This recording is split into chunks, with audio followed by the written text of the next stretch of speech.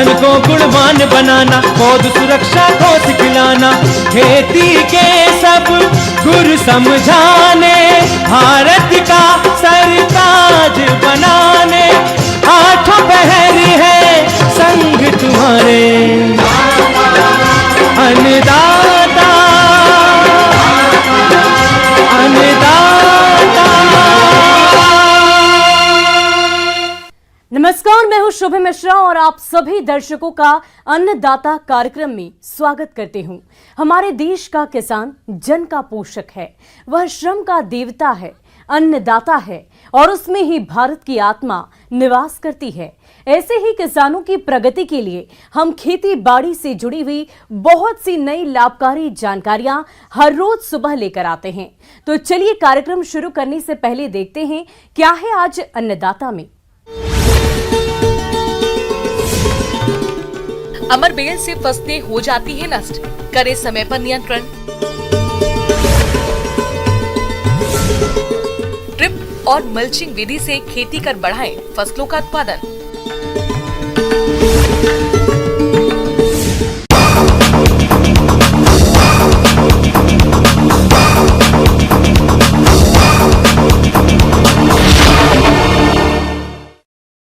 अपने राज्य में किसान विभिन्न फसलों की खेती करते हैं और इनसे अच्छा उत्पादन भी लेते हैं, लेकिन कई बार फसलों और पेड़ पौधों पर अमर बेल का प्रकोप हो जाता है, जो कि फसलों और पेड़ पौधों को पूरी तरह से नष्ट कर देती है। तो इस अमर बेल की समस्या से कैसे बचें, किस प्रकार से करें इस अमर बेल की समस्या का समाधान, देखिए हमारी एक खास रिपोर्ट।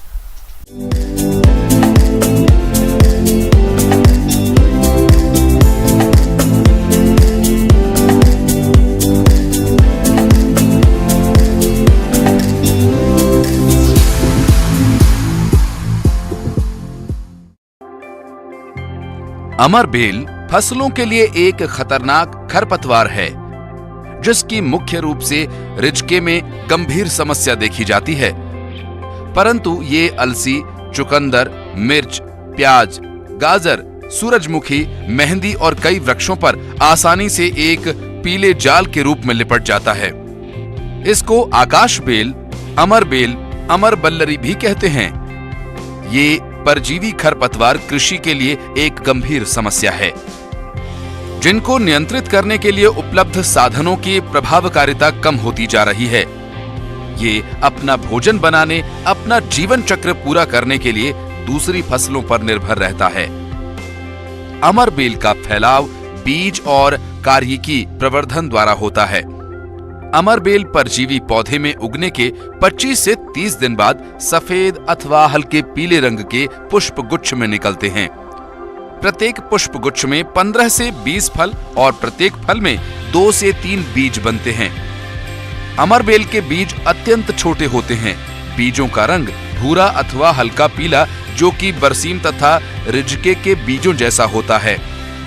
पकने के बाद बीज मिट्टी में गिरकर काफी सालों तक सुरक्षित पड़े रहते हैं और उचित नमी मिलने पर दोबारा अंकुरित होकर फसल को काफी नुकसान पहुंचाते हैं। परपोषी मिल जाने पर 35 दिन में परिपक्व हो जाते हैं। अमर बेल कभी एक साथ नहीं फैलती, इसलिए खेत का लगातार निरीक्षण करना जरूरी है। शुरू में 2-3 स्थानों पर और धीरे धीरे पूरे खेत में फैल जाती है। अमर बेल लताओं की तरह बढ़कर फसलों और पेड़ों के ऊपर छा जाती है, जिससे फसल और पेड़ सूख जाते हैं। अमर बेल के प्रकोप से उड़द, मूंग में 30 से 35% और लूसर्न में 60 से 70% औसत पैदावार में कमी दर्ज की गई है। इसलिए इसकी रोकथाम के लिए आप फसलों के अमर बेल रहित बीज को इस्तेमाल में लाएं। नमक के 10% घोल में बीजोपचार से अमर बेल के बीज अलग हो जाते हैं। रिजके के बीजों को साफ पानी में धोकर काम में लें। अमर बेल से प्रभावित चारे की फसलों को जमीन की सतह से काटने पर अमर बेल का प्रकोप कम हो जाता है। अमर बेल से प्रभावित चारे की फसल को खरपतवार में फूल आने से पहले ही काट लेना चाहिए, जिससे इसके बीज नहीं बन पाते हैं और अगली फसल में इसकी समस्या कम हो जाती है। अमर बेल उगने के बाद परंतु फसल में लपेटने से पहले खेत में हैरो चलाकर इस खरपतवार को नष्ट किया जा सकता है। यदि अमर बेल का प्रकोप खेत में थोड़ी थोड़ी जगह में हो तो उसे उखाड़कर इकट्ठा करके जला देना चाहिए। शुरू में ही अमर बेल को रिजके के साथ काट करके जलाकर नष्ट कर दें और कटे हुए स्थानों पर पैराक्वेट 1% छिड़कें, जिससे अमर बेल और संपर्क में आने वाला रिजका नष्ट हो जाएगा। परंतु सिंचाई के साथ रिजका दोबारा फूट जाएगा। यदि अमर बेल का प्रकोप पेड़ों पर हो रहा है तो पेड़ों की छटाई कर देनी चाहिए, जिससे पेड़ों को सूखने से बचाया जा सके। और इस तरह किसान भाइयों, आप इन बताए गए उपायों को यदि अपनाते हैं तो आप इस बिना जड़ वाली परजीवी खरपतवार से अपनी फसलों को बचाकर अच्छी क्वालिटी का अधिक उत्पादन ले सकेंगे। किसान भाइयों, अभी तक आपने खेती से जुड़ी हुई कुछ उपयोगी जानकारियां देखी। अब लेते हैं एक छोटा सा ब्रेक, जल्द ही लौटेंगे और कार्यक्रम में आगे भी है खेती बाड़ी से जुड़ी महत्वपूर्ण जानकारियां, तो बने रहिए हमारे साथ।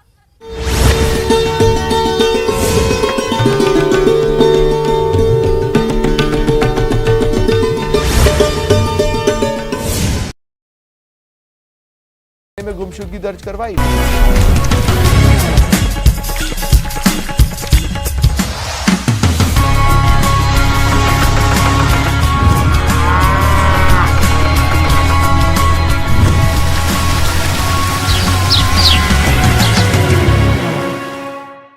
और ब्रेक के बाद आप सभी दर्शकों का अन्नदाता में स्वागत है। चलिए अब रुक करते हैं अगली कड़ी की ओर।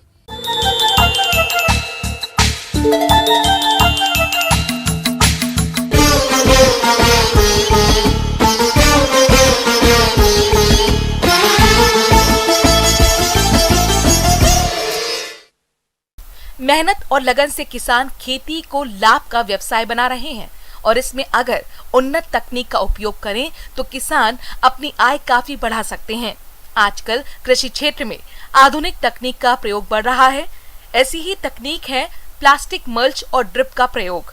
इनके प्रयोग से जहां फसलों में कम पानी लगता है, वहीं फसलों की पैदावार और क्वालिटी बढ़ती है। तो आप किस प्रकार से करें प्लास्टिक मल्च और ड्रिप का प्रयोग और ये किसानों के लिए कैसे लाभकारी है, आइए जानते हैं कृषि इंजीनियर ओपी शर्मा से।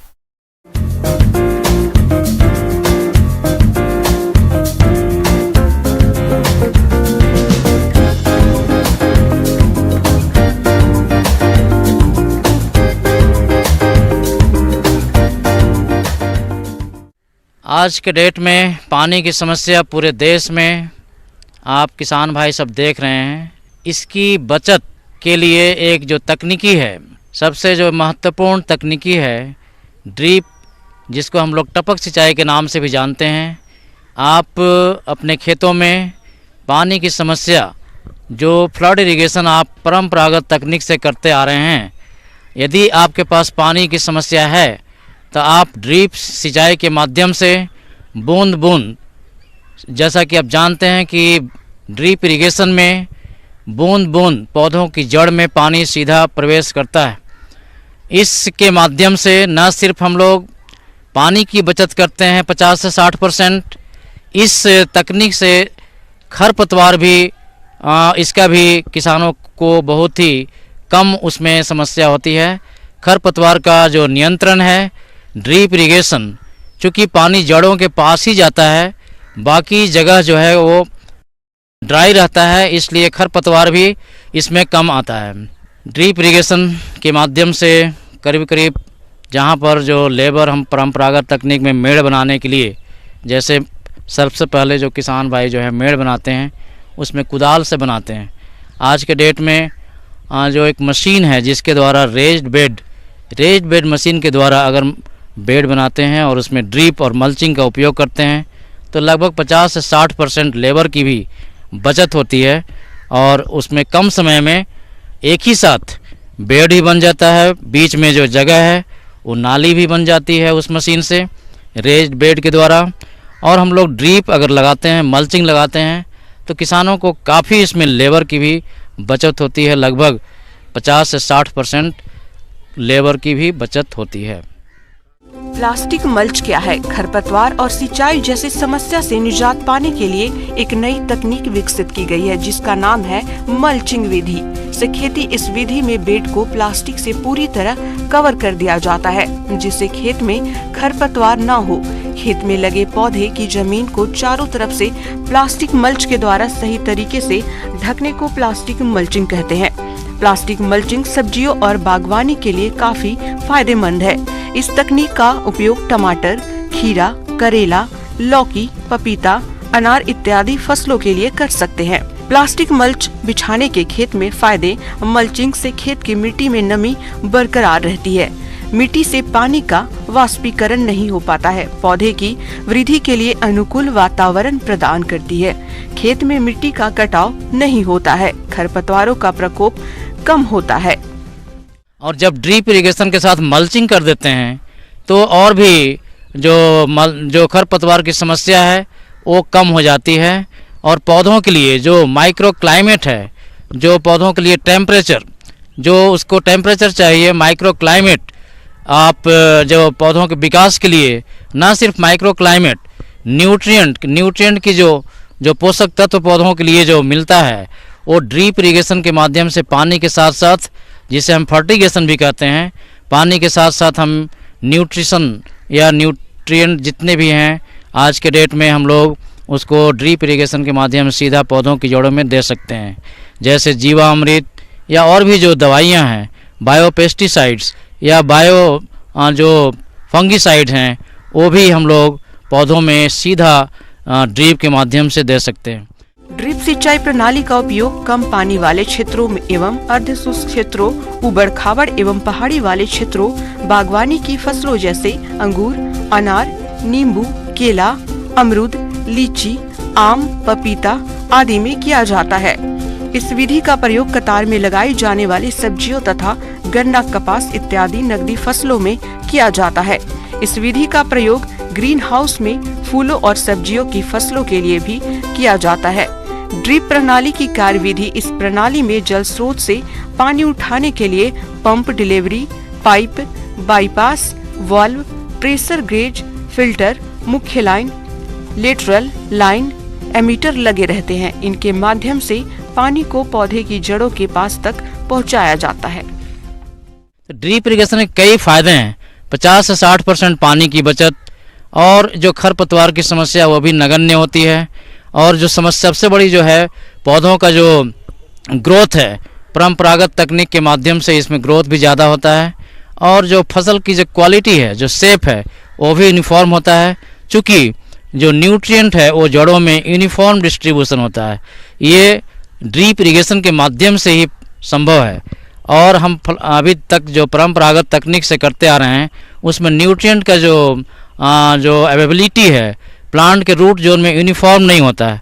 इसलिए वो पौधों का विकास भी ड्रिप इरिगेशन के माध्यम से जो होता है उतना नहीं होता है।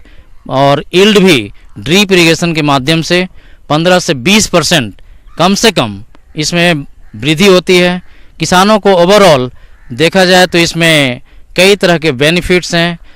तो इस तरह से देखा जाए तो ड्रिप इरिगेशन और मल्चिंग, खासकर आज के डेट में जहाँ भी पानी की समस्या है, सब्जियों के लिए और भी जो फसल हैं उनके लिए भी बहुत ही इसका बेनिफिट किसान को मिलता है। आगे और भी है खेती बाड़ी से जुड़ी हुई बहुत सी रोचक जानकारियां, पर यहां पर रुकेंगे एक और छोटे से ब्रेक के लिए और जल्द हाजिर होंगे।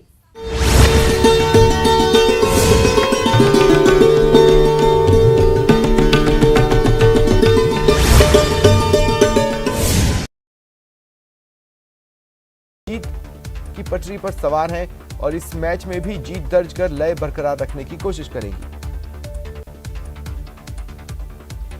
दौसा में NH21 पर सड़क हादसा सामने आया। जयपुर से फल लेकर महुआ जा रही कैंट्रा गाड़ी दुर्घटनाग्रस्त हो गई। चालक और खलासी केबिन में फंस गए। करीब 45 मिनट के रेस्क्यू ऑपरेशन के बाद इन्हें निकाला गया।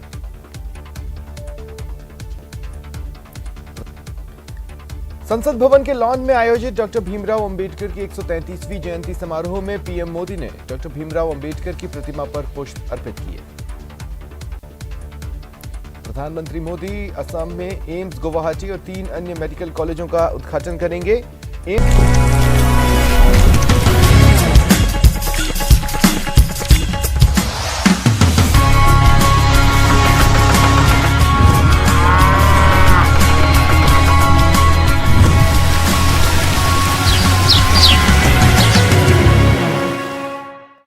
ब्रेक के बाद एक बार फिर से आप सभी दर्शकों का अन्नदाता कार्यक्रम में स्वागत है। बढ़ते हैं अगली प्रस्तुति की ओर।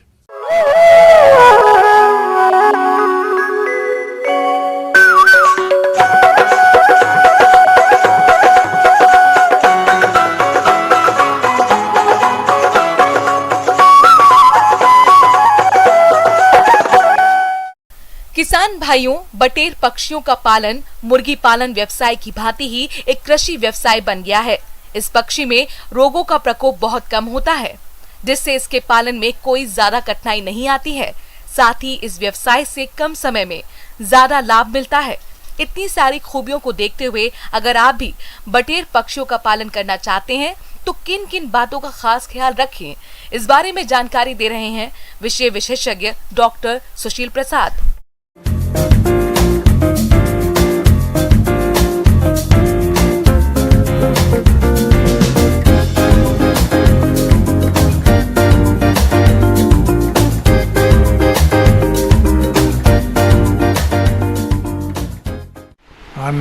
नमस्कार किसान भाइयों, आज हम बटेर पालन पर बात करेंगे।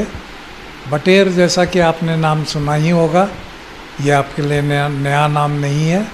तो बटेर पालन एक ऐसा है कि आप इसका एक व्यवसाय कर सकते हैं। बटेर एक छोटा पक्षी है, मुर्गियों से कम समय में तैयार होता है और जो भी हमारे मुर्गी पालक हैं तो वो जिस प्रकार से मुर्गियों का रख रखाव करते हैं उससे बहुत ही मिलता जुलता आप बटेर पालन कर सकते हैं। दूसरी बात, इससे लाभ यह है कि इसमें बीमारियों का प्रकोप कम है।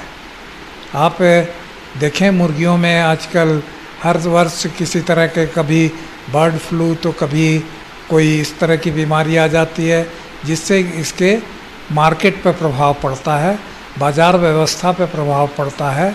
और तो हमें इससे बचाने के लिए अगर किसी दूसरे पक्षी का चयन करने की आवश्यकता होगी तो बटेर पालन एक अच्छा व्यवसाय के रूप में अपना सकते। पूरी दुनिया में बटेर की लगभग 18 नस्लें उपलब्ध हैं। उनमें से अधिकांशतः भारत की जलवायु में पाली जा सकती हैं। इन नस्लों में से कुछ नस्लें बड़े स्तर पर मांस और अंडा उत्पादन के लिए प्रसिद्ध हैं।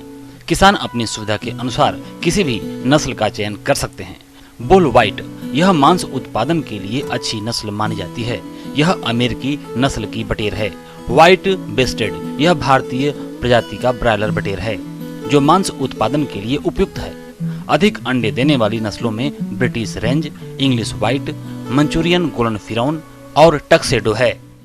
बटेर जैसा कि आप जानते हैं, भारतवर्ष के अंदर बटेर पालन का व्यवसाय के लिए हमारा पक्षी अनुसंधान केंद्र इज्जत नगर से इसकी शुरुआत की गई और ये धीरे धीरे पूरे भारतवर्ष में ये फैलने लगा।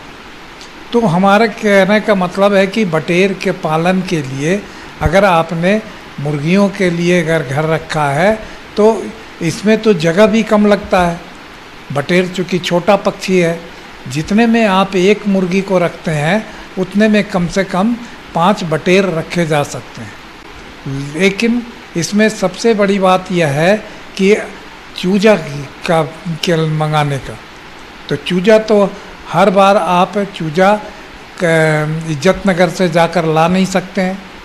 तो वैसी स्थिति में आप इसका पेरेंट का स्टॉक का अंडा आप वहाँ से ले आए और अपने यहाँ एक छोटा हैचरी, आजकल तो अगर आप कम तादाद में रखना चाहते हैं तो उसके लिए छोटा हैचरी जो है वो रखिए, और अगर बड़े तादाद में करना चाहते हैं तो इसके बड़े हैचरी भी उपलब्ध हैं। तो उसे लेकर आप हैचिंग अगर अपने यहाँ कराते हैं तभी आपको बटेर पालन का सही लाभ मिल सके। दूसरी बात क्या है कि आप जैसे मुर्गियों का ब्रूडिंग करते हैं उसी प्रकार से इसका भी चूजे आने के बाद इसे भी ब्रूडिंग करने की ज़रूरत होगी। और ब्रूडिंग करने में आपको ये सावधानी रखनी पड़ेगी कि ये इसके बच्चे चूजे जो होते हैं वो सिर्फ 7 ग्राम के होते हैं और इसमें इनका प्रबंधन अच्छी तरीके से करने की ज़रूरत है, क्योंकि अगर आप चूजे बचा पाएंगे तभी आपको आगे चलकर लाभ होगा। और आपके खान पान की व्यवस्था में इस चीज़ का विशेष ध्यान रखना है कि इसे थोड़ा प्रोटीन की मात्रा आप बढ़ा करके दें, जैसे कि हम लोग खल्ली देते हैं या मछली का चूर्ण देते हैं, तो इन चीज़ों की मात्रा बढ़ी हुई होनी चाहिए, थोड़ी मुर्गियों के दाना से ज़्यादा होना चाहिए ताकि इनका बढ़वारी अच्छी तरीके से हो सके। बटेर आकार में छोटे होते हैं और उन्हें आवास के लिए कम जगह की आवश्यकता होती है। बटेर जल्दी तैयार हो जाते हैं। मादा बटेर 6 से 7 सप्ताह में अंडे देना शुरू कर देती है और बटेर बाजार में 5 सप्ताह बाद बेचने योग्य तैयार हो जाते हैं। एक मादा बटेर 1 साल में लगभग 250 से 300 तक अंडे दे देती है। मुर्गी के मांस की तुलना में बटेर का मांस बहुत ही स्वादिष्ट होता है। वसा की मात्रा भी कम होती है, जिससे मोटापा नियंत्रण में मदद मिलती है। बटेर पालन में आहार और रखरखाव लागत बहुत कम होती है। मुर्गी पालन और पशुपालन के साथ बटेर पालकर किसान इस व्यवसाय से भी अच्छा मुनाफा कमा सकते हैं। तो इस प्रकार से अगर आप प्रबंधन करेंगे तो इसमें दवा में भी बहुत कम खर्च है। आप जो जनरल दवा देते हैं जैसे कि विटामिन हुआ या फिर पानी साफ करने की दवा देते हैं, ये अवश्य दीजिए, लेकिन अलग से आपको दवा देने की ज़रूरत नहीं होगी। और इसके बाज़ार में भी आपको बाज़ार में प्रबंधन में भी आपको किसी प्रकार की कोई दिक्कत नहीं है। तो मैं समझता हूँ कि आप बटेर पालन से जुड़ करके आप मुर्गियों से भी ज़्यादा अच्छे तरह से लाभ ले सकते हैं।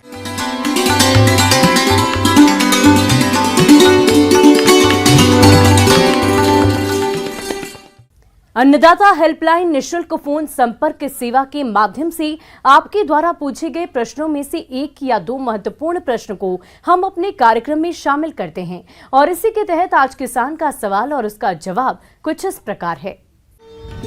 आज की अन्नदाता हेल्पलाइन में हमने जिस प्रश्नों को शामिल किया है उसे पूछा है गांव मेलखेड़ी जिला कोटा के राजवीर सिंह ने। आपने पोटैटो डिगर मशीन के बारे में जानकारी चाहिए है, तो इसके लिए देखिए कार्यक्रम का यह अंश।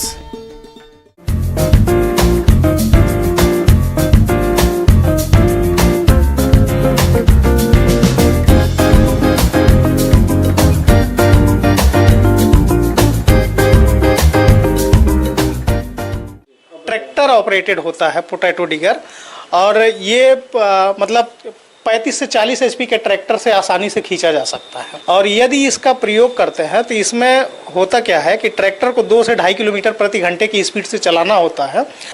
और दूसरी बात होती है कि जब हम पोटैटो डिगर से ऑपरेशन करते हैं तो एक तरीके से खेत की गहरी जुताई हो जाती है।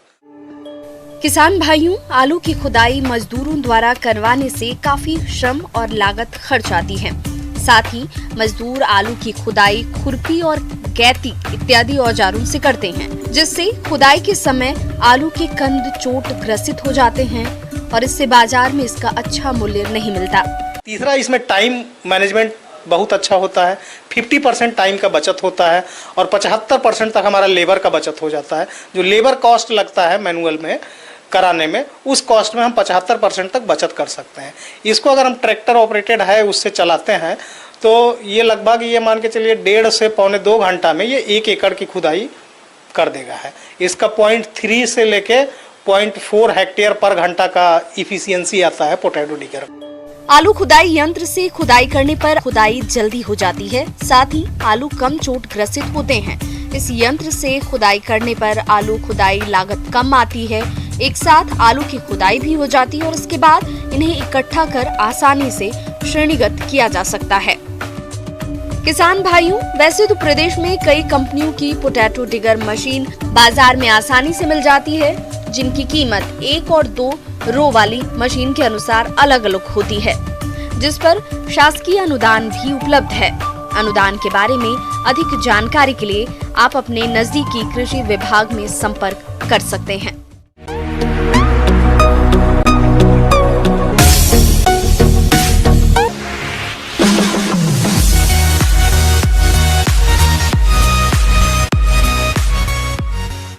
और आइए अब एक नजर डालते हैं राज्य की कुछ चुनी हुई मंडियों के प्रमुख फसलों के बाजार भाव पर।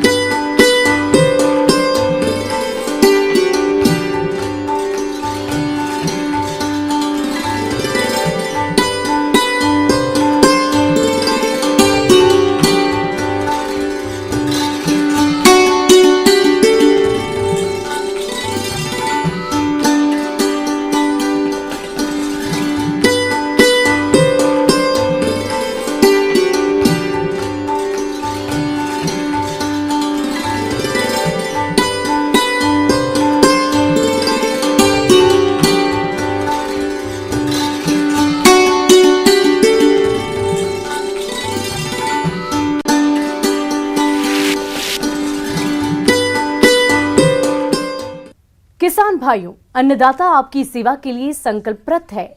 कृषि संबंधित समस्या और सुझाव के लिए आप हमें इस पते पर संपर्क कर सकते हैं। प्रोड्यूसर अन्नदाता news 18 Rajasthan, Ramoji film city, Hyderabad 501512। साथ ही आप हमें ईमेल भी कर सकते हैं। हमारा ईमेल है p18annadaata